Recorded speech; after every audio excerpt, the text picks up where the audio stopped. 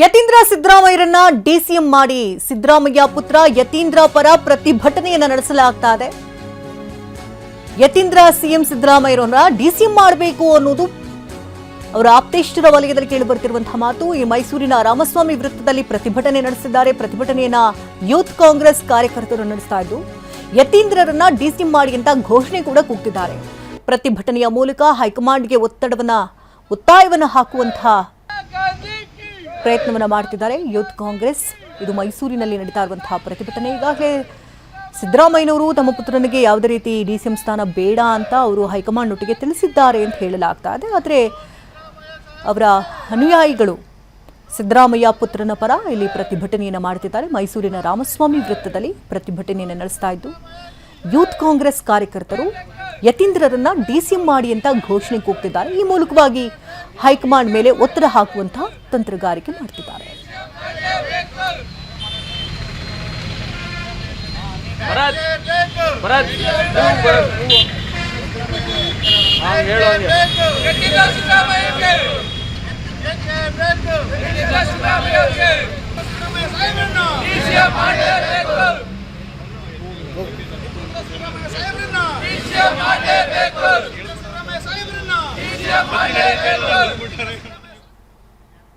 ನಾಳೆ ಸಂಜೆ ಸಿಎಂ ಆಗಿ ಡಿಕೆ ಶಿವಕುಮಾರ್ ಪ್ರಮಾಣ ವಚನ ಸ್ವೀಕಾರ ಮಾಡ್ತಿರುವಂತಹ ಹಿನ್ನೆಲೆಯಲ್ಲಿ ಪ್ರಮಾಣ ವಚನದಂತೆ ನೂತನ ಕಾಂಗ್ರೆಸ್ ಭವನ ಕಟ್ಟಡದ ನಿರ್ಮಾಣ ಶಂಕುಸ್ಥಾಪನೆ ಮಾಡಲಾಗುತ್ತಾ ಅನ್ನುವಂತಹ ಮಾತುಗಳು ಕೇಳಿ ಬರ್ತಾ ಇದೆ. ರೇಸ್ ಕೋರ್ಸ್ ರಸ್ತೆಯಲ್ಲಿ ಇರುವಂತಹ ನೂತನ ಕಾಂಗ್ರೆಸ್ ಭವನ ಇದು. ರಾಹುಲ್ ಗಾಂಧಿ ಅನುಮತಿ ನೀಡಿದ್ರೆ ಬಹುಶಃ ನಾಳೆಯೇ ಶಂಕುಸ್ಥಾಪನೆ ನೆರವೇರಿಸುವಂತಹ ಸಾಧ್ಯತೆ ಕೂಡ ದಟ್ಟವಾಗಿದ್ದು ಕಟ್ಟಡ ನಿರ್ಮಾಣದ ಶಂಕುಸ್ಥಾಪನೆಗೆ ಭರದ ವ್ಯವಸ್ಥೆ ಕೂಡ ಮಾಡಿಕೊಳ್ತಿದ್ದಾರೆ. ದೊಡ್ಡ ವೇದಿಕೆ ಪದಗ್ರಹಣದ ಕಾರ್ಯಕ್ರಮ ವೀಕ್ಷಣೆಗೂ ಕೂಡ ವ್ಯವಸ್ಥೆಯನ್ನು ಮಾಡಿಕೊಳ್ಳಲಾಗಿದ್ದು ಹಲವು ಜಿಲ್ಲೆಗಳಿಂದ ಕೆಪಿಸಿಸಿ ಪದಾಧಿಕಾರಿಗಳು ಬರ್ತಾರೆ. ಜಿಲ್ಲಾಧಿಕಾರಿಗಳು, ಜಿಲ್ಲಾಧ್ಯಕ್ಷರು, ಬ್ಲಾಕ್ ಕಾಂಗ್ರೆಸ್ ಅಧ್ಯಕ್ಷರು ಹಾಗೂ ಅಪಾರ ಸಂಖ್ಯೆಯ ಕಾಂಗ್ರೆಸ್ ಕಾರ್ಯಕರ್ತರು ನಾಳೆ ನೆರೆಯುವಂತಹ ಸಾಧ್ಯತೆ ಇದೆ.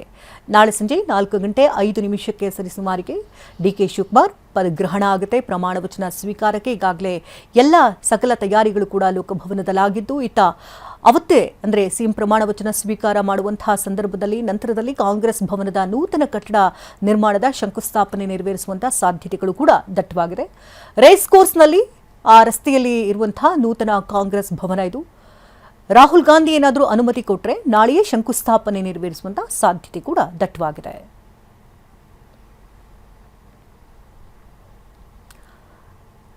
ನಾಳೆ ಡಿಕೆ ಶಿವಕುಮಾರ್ ಸಿಎಂ ಪದಗ್ರಹಣ ಆಗ್ತಾ ಇದ್ದು ಪಟ್ಟಾಭಿಷೇಕದ ಕಾರ್ಯಕ್ರಮದ ತಯಾರಿ ವೀಕ್ಷಣೆಗೆ ಎಲ್ಲಾ ತಯಾರಿಗಳು ಕೂಡ ಮಾಡಿಕೊಳ್ಳಲಾಗಿದೆ. ತಯಾರಿಯನ್ನು ಈಗಾಗಲೇ ರಾಜ್ಯಪಾಲ ಥಾವರ್ ಚಂದ್ ಗೆಹ್ಲೋಟ್ ವೀಕ್ಷಣೆ ಮಾಡಿದ್ದಾರೆ. ಲೋಕಭವನದ ಗಾಜಿನ ಮನೆಯಲ್ಲಿ ತಯಾರಿ ವೀಕ್ಷಣೆಯನ್ನು ನಡೆಸಿದ್ದಾರೆ. ನಾಳೆ ಡಿಕೆ ಶಿವಕುಮಾರ್ ಪದಗ್ರಹಣಕ್ಕೆ ಸಕಲ ಸಿದ್ಧತೆಗಳು ಕೂಡ ಆಗಿದ್ದು ಲೋಕಭವನದ ಗಾಜಿನ ಮನೆಯಲ್ಲಿ ವಿಶೇಷವಾದಂತಹ ಹೂವಿನಿಂದ ಅಲಂಕಾರ ಕೂಡ ಮಾಡಲಾಗಿದೆ. ಜನಸಾಮಾನ್ಯರಿಗೆ ಒಳ ಪ್ರವೇಶವಿರೋದಲ್ಲ, ಹೊರಗಡೆ LED ಸ್ಕ್ರೀನ್ಗಳನ್ನು ಕೂಡ ಅಳವಡಿಕೆ ಮಾಡಲಾಗುತ್ತೆ. ಈ ತಯಾರಿಗಳೆಲ್ಲ ಯಾವ ರೀತಿ ಆಗಿದೆ ಅನ್ನೋದ್ರ ಬಗ್ಗೆ ರಾಜ್ಯಪಾಲ ಥಾವರ್ ಚಂದ್ ಗೆಹ್ಲೋಟ್ ತಯಾರಿಯನ್ನ ವೀಕ್ಷಣೆ ಮಾಡಿದ್ದಾರೆ. ಲೋಕಭವನದ ಗಾಜಿನ ಮನೆಯಲ್ಲಿ ತಯಾರಿಗಳು ಕೂಡ ಈಗಾಗಲೇ ಆಗಿದೆ. ನಾಳೆ 4:05 ಸರಿಸುಮಾರಿಗೆ ಪದಗ್ರಹಣ ಕಾರ್ಯ ನೆರವೇರುತ್ತೆ. ಪಟ್ಟಾಭಿಷೇಕಕ್ಕೆ ಈಗಾಗಲೇ ಕ್ಷಣಗಣನೆ ಕೂಡ ಪ್ರಾರಂಭ ಆಗಿದೆ. ಇದಕ್ಕಾಗಿ ಸಕಲ ತಯಾರಿಗಳು ಕೂಡ ಆಗಿದ್ದು ಲೋಕಭವನದ ಹೊರಭಾಗದಲ್ಲಿ LED ಸ್ಕ್ರೀನ್ಗಳನ್ನು ಕೂಡ ಅಳವಡಿಕೆ ಮಾಡಲಾಗ್ತಾ ಇದೆ. ಯಾವುದೇ ರೀತಿ ನೂಕುನುಗ್ಗಲಾಗಲಿ ಗೋಜಲುಗಳಾಗಬಾರದು ಅನ್ನೋ ನಿಟ್ಟಿನಲ್ಲಿ ಮುನ್ನೆಚ್ಚರಿಕಾ ಕ್ರಮಗಳನ್ನು ಕೂಡ ತೆಗೆದುಕೊಳ್ಳಲಾಗ್ತಾ ಇದ್ದು ಈಗಾಗಲೇ ಸ್ಥಳದಲ್ಲಿ ಪೊಲೀಸರ ಹೆಚ್ಚಿನ ನಿಯೋಜನೆ ಕೂಡ ಆಗಿದೆ. ಇನ್ನು ಲೋಕಭವನದ ಒಳಭಾಗದಲ್ಲಿಯೂ ಕೂಡ ಸಿಂಪಲ್ ಆಗೆಲ್ಲ ಅರೇಂಜ್ಮೆಂಟ್ಸ್ ಕೂಡ ಈಗಾಗಲೇ ಆಗಿದೆ. ಆ ಎಲ್ಲ ವೀಕ್ಷಣೆಯನ್ನು ಮಾಡಿದ್ದಾರೆ ಥಾವರ್ ಚಂದ್ ಗೆಹ್ಲೋಟ್.